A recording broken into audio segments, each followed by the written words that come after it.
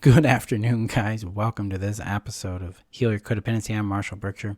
I'm your guide in discovering freedom, healing, and peace from codependency so you can go out and create the life you want to live. Another way to put that is let's heal your codependency so you can get on with your life, right? Today we're going to be talking about how mindset is not healing your pain. It's not even designed to do that. It can't do that. What we need to do instead. So we're going to jump into that here in just a moment.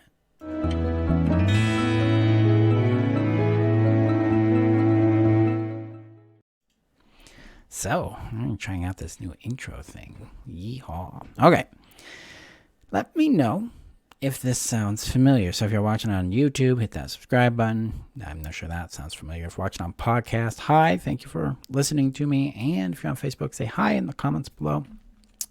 Have you ever tried using affirmations to heal your pain?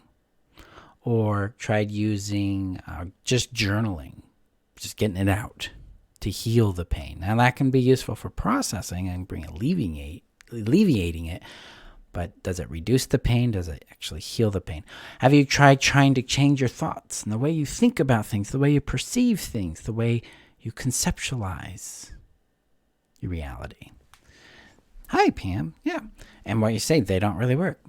Yeah, we'll get right to the point. Mindset does not heal pain. Mindset can help us understand it differently, help us conceive of events differently, so we have more of an intellectual or mental realm understanding. I call that the mental realm of thoughts and perceptions, even beliefs fall in that area. The way we're perceiving things, the meaning we're taking from it, the conclusions we're taking from it, the facts, all that, it's all mental.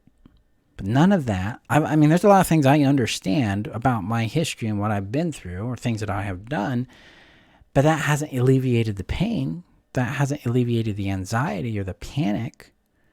That didn't bring resolution or reduction to my pain. Instead, it kept me stuck in it.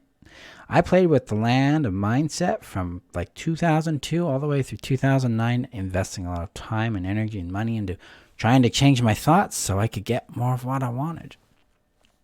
And in 2009, in my apprenticeship, that's when I started to comprehend that the reality that healing is not a mental game. It's a somatic game. It's in the body. It's felt.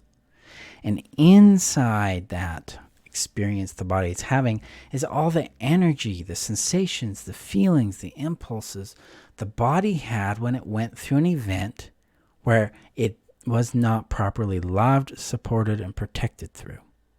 So trauma is about not being cared for through intense, violating, overwhelming events.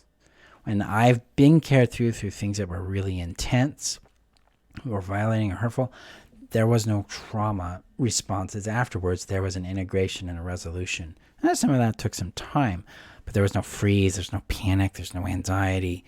There's calmness, there's clarity, there's centeredness and stillness there. But in the places where that did not happen, there's a lot of energy that was alive in my body, a lot of impulse that hadn't been completed yet. There's a lot of incomplete impulse is what I call it sometimes. But the process we have to go through to bring impulse to completion hadn't been done. The body didn't get to scream, it didn't get to run, it doesn't get to fight, it doesn't get to shake, it doesn't get to laugh, it doesn't get to cry.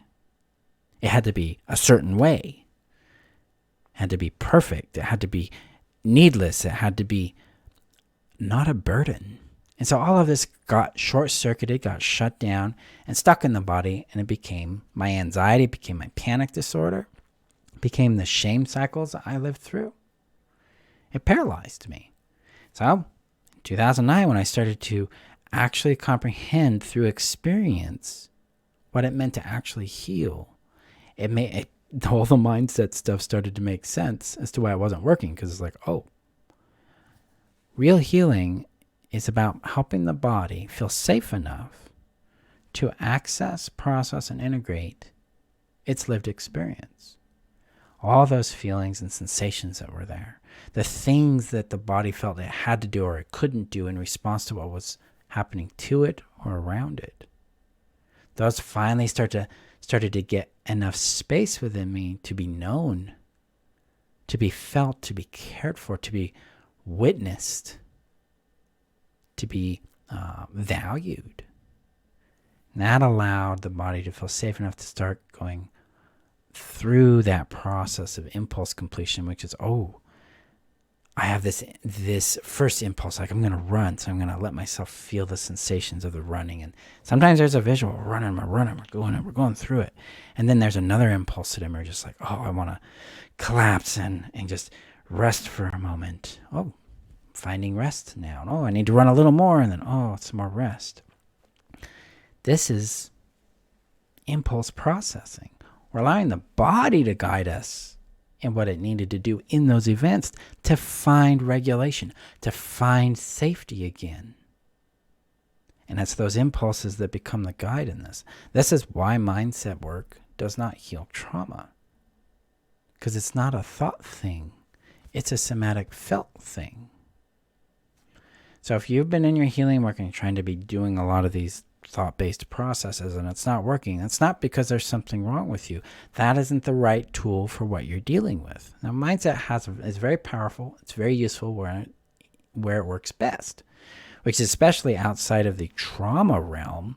When our trauma has been allowed to be processed, we're getting reduction in pain, we're getting an increase in safety and peace or confidence. Then mindset becomes really, really useful because the body feels safe enough to explore viewing things differently and adapting to those perspectives. So my model, my work, mindset comes down the road, not the first step, but probably like the 10th step in the journey of healing. So that's why mindset is not healing your pain. It can't touch it. The body needs to be supported and created. It needs to be supported through a safe container, a safe warm witness to allow to access, process, and integrate what it's experiencing. And that's what I'm going to teach you how to create in the Actually Heal trainings that start this Sunday. So enrollment ends on Friday. So we got like 48-ish hours, maybe 72-ish hours there. I don't know. So today's Wednesday, Thursday, Friday. So 3 days. To enroll, it's $297 for the course only, or you can get the membership where you can get additional tools, you can get additional live support calls, practice support, actually practice sessions in doing this work together with me and other students, along with access to the codependency healing system that starts August 14th. So like next month in 5 weeks. So with the membership, you get everything you need to actually go deep on your healing. But we also have the course only option for $297. So for those of you that are like, I just want the course, that's what I'm looking for, boom, got it there. You can enroll at actuallyheal.com, or you can go to healyourcodependency.com and enroll there as well. My friends, if you're struggling with that mindset stuff, slow down, take a moment, pause, and acknowledge what that feels like for you. Allow yourself to connect with the sensations your body has about those experiences, about that effort, about the failure, about the frustration, even about the successes you may have had. And then allow yourself to observe what those sensations are doing, what their shape is, where they're at in your awareness or in your body. Of other characteristics like color, texture, temperature, size, density. And start to notice what they do as you observe them. And then take a break from it for a little while, come back to it in a day or two, and notice if there's a change in either the intensity, the duration of those sensations. Because sometimes they get bigger, sometimes they get smaller, sometimes they come faster and go away faster, sometimes they're less intense. That's the healing work happening right there, just with the simple pause, acknowledge, and observe practice. So allow yourself to explore that. And I recommend giving yourself permission not to be the problem in your healing. Most of the time, in my experience, the challenge in the healing isn't the person, it's the tools. It's not you, it's the tools. Then they're not the right tools for the right, for you and what that situation is. So yeah, that's me today. It's a little frazzled. Okay, let's see. Mindset helped me be more tenacious about staying with the discomfort, but you're right, it does not heal. Yeah, it's actually a coping mechanism in some ways. It helped me really cope with what I was dealing with, but I wasn't finding the relief I was looking for. And thanks for working with and facilitating with us the somatic component and in a safe way so we can learn to use them. Yeah, you're very welcome, Pam. Because we need that. We need that safety. We need that care. Because we're going to just lock up if we don't feel safe enough. So that's the key there. So yeah, mindset can make it feel really unsafe. Let's build some safety by allowing ourselves to acknowledge what's real for us and start caring for what is showing up. So that's today's episode. A little wonky in my brain, but here we go. Let me know your comments below, guys, both here on YouTube and Facebook. And if you're watching or listening via podcast, you can always let me know on my website. You can just send some feedback. Boom. So thank you again for being a part of my world, contributing to my healing, and allowing me to share my experiences and, I guess, wisdom or information that way, my own, but yeah, experience there. So go gently with yourselves, my friends, and I will see you in our next episode. Bye-bye.